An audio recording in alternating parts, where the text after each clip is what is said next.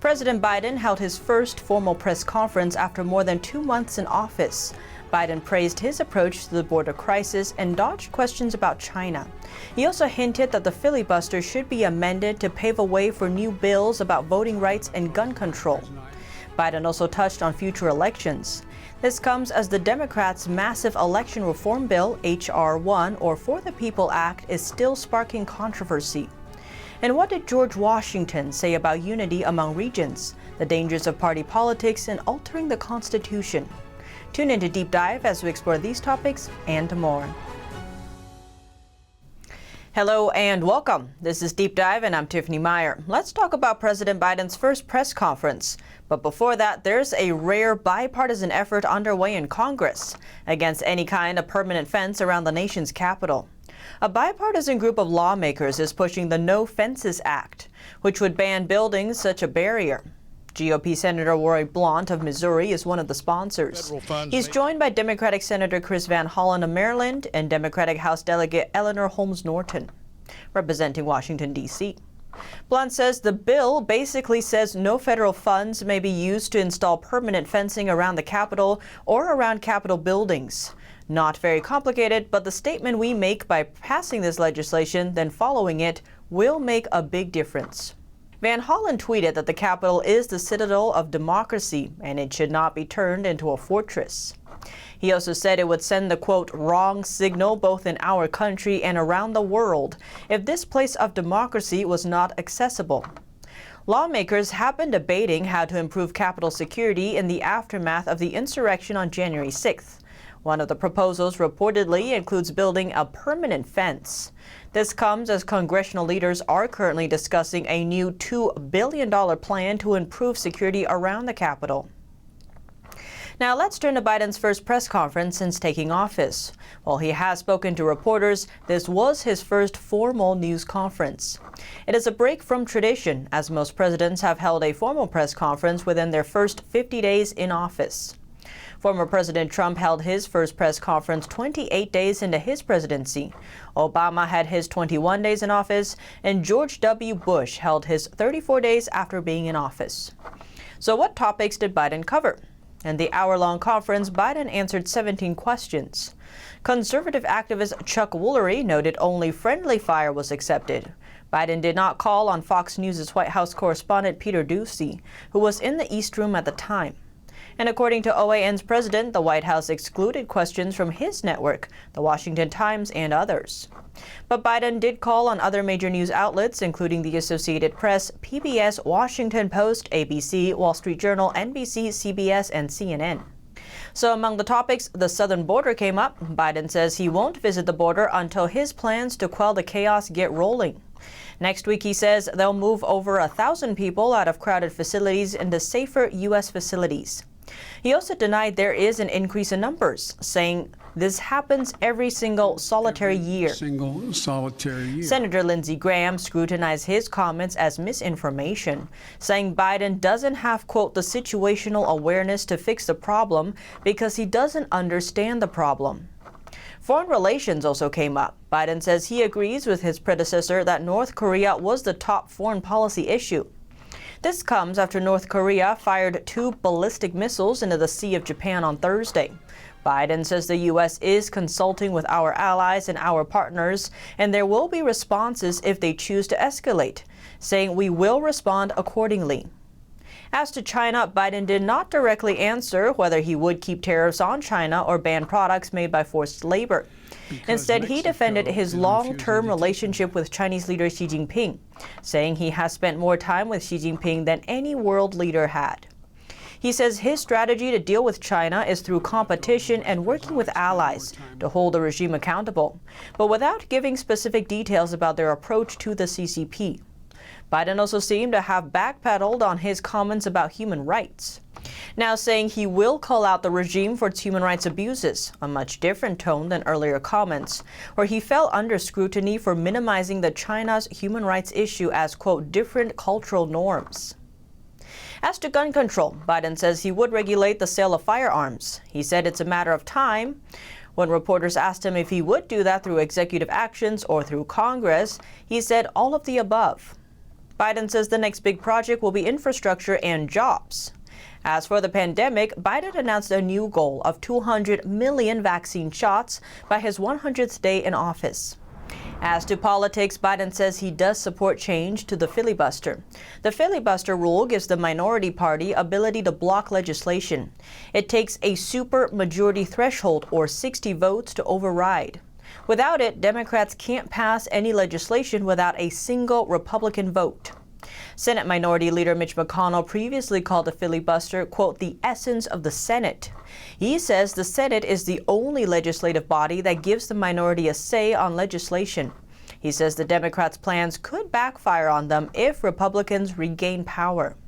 But Biden also said he believed the filibuster should go back to what it was when he, quote, came to the U.S. Senate 120 years ago. He also says he plans to run in 2024. But when asked if he is expecting a rematch with Trump, Biden says, quote, I have no idea. I have no idea whether there will be a Republican Party. He also called efforts by Republicans in state legislatures to restrict voting, quote, sick. Speaking of voting, let's talk about H.R. 1, or For the People Act. The nearly 800-page election reform package seeks to impose countrywide requirements on voting procedures, such as mandating automatic voter registration and making it legal for mail-in voting across the whole country without the need to provide photo ID to get an absentee ballot. Democrats tout it as pro-democratic and anti-corruption and have dubbed it For the People Act. The bill is still sparking controversy, Senator Tom Cotton noting the bill would overturn voter ID laws, only requiring a written statement but no photo ID. The Wall Street Journal editorial board issued an article titled Newsflash, It is a Bad Bill, H.R. 1. They cite an article by the Daily Beast from a nonprofit news group covering electoral issues called VoteBeat. They note two provisions in particular. One would require states to offer voter registration via an automated telephone-based system. And the second would require mail-in ballots to have a, quote, self-sealing return envelope, which the author notes would be about 30% more expensive than the envelopes currently in use for ballots. And their glue gums up the USPS's machines, making voting more expensive and less efficient. And an opinion piece in The Hill notes how H.R. 1 would overturn previous Supreme Court rulings on elections. That's because one of the provisions in the bill would require states to draw federal congressional districts in a way that favors Democrats. The provision states districts shall comply with the Voting Rights Act, including by creating any districts where two or more politically cohesive groups protected by such act are able to elect representatives of choice in coalition with one another.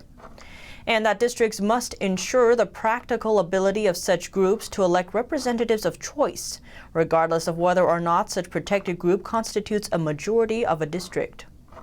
The author notes the words in coalition with one another is in opposition to the Supreme Court ruling.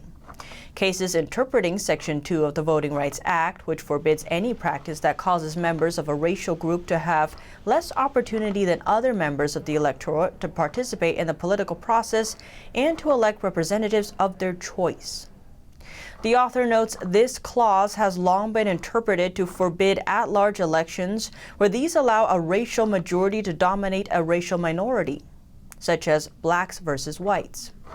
Election laws that would change under the bill include giving the federal government authority to run elections, taking away from the states. It would require states to redraw congressional districts through independent commissions, taking power away from state legislatures and requiring states to accept ballots 10 days after Election Day.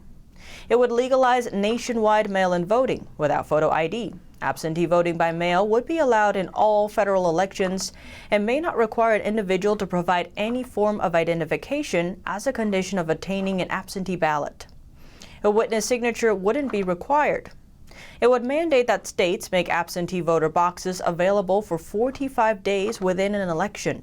Drop boxes would be made available for individuals to drop off absentee ballots for federal elections at any time, 24 hours a day during the voting period, among many other changes. In our current climate, there seem to be new topics every day causing rifts in the country. Let's turn to George Washington, the first president of the United States. He spoke about unity among regions in his farewell address on September 19, 1796. Washington says, quote, while then every part of our country thus feels an immediate and particular interest in union, all the parts combined cannot fail to find in the united mass of means and efforts greater strength, greater resource, proportionally greater security from external danger, a less frequent interruption of their peace by foreign nations, and what is of inestimable value. They must derive from union an exemption from those broils and wars between themselves, which so frequently afflict neighboring countries, not tied together by the same government, which their own rivalships alone would be sufficient to produce, but which opposite foreign alliances, attachments, and intrigues would stimulate and embitter. Hence, likewise, they will avoid the necessity of those overgrown military establishments, which under any form of government are inauspicious to liberty, and which are to be regarded as particularly hostile to republican liberty. In this sense it is that your union ought to be considered as a main prop of your liberty, and that the love of the one ought to endear to you the preservation of the other. He also said, to the efficacy and permanency of your union, a government for the whole is indispensable. No alliances, however strict between the parts, can be an adequate substitute.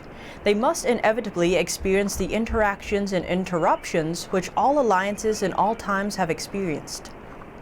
Washington also touched on party politics, saying, quote, one of the expedients of party to acquire influence within particular districts is to misrepresent the opinions and aims of other districts. You cannot shield yourselves too much against the jealousies and heart-burnings which spring from these misrepresentations. They tend to render alien to each other those who ought to be bound together by fraternal affection. He went on to note, however, combinations or associations of the above description may now and then answer popular ends. They are likely in the course of time and things to become potent engines, by which cunning, ambitious, and unprincipled men will be enabled to subvert the power of the people and to usurp for themselves the reins of government, destroying afterwards the very engines which have lifted them to unjust dominion. Adding, this spirit, unfortunately, is inseparable from our nature, having its root in the strongest passions of the human mind. It exists under different shapes in all governments, more or less stifled, controlled, or repressed. But in those of the popular form, it is seen in its greatest rankness and is truly their worst enemy. Washington noted the biggest threat of party politics is that while different factions compete, people will be tired of the chaos and be more willing to give up their liberty to a single authority. He says, but this leads at length to a more formal and permanent despotism. The disorders and miseries which result gradually incline the minds of men to seek security and repose in the absolute power of an individual. And sooner or later, the chief of some prevailing faction, more able or more fortunate than his competitors, turns this disposition to the purposes of his own elevation, on the ruins of public liberty.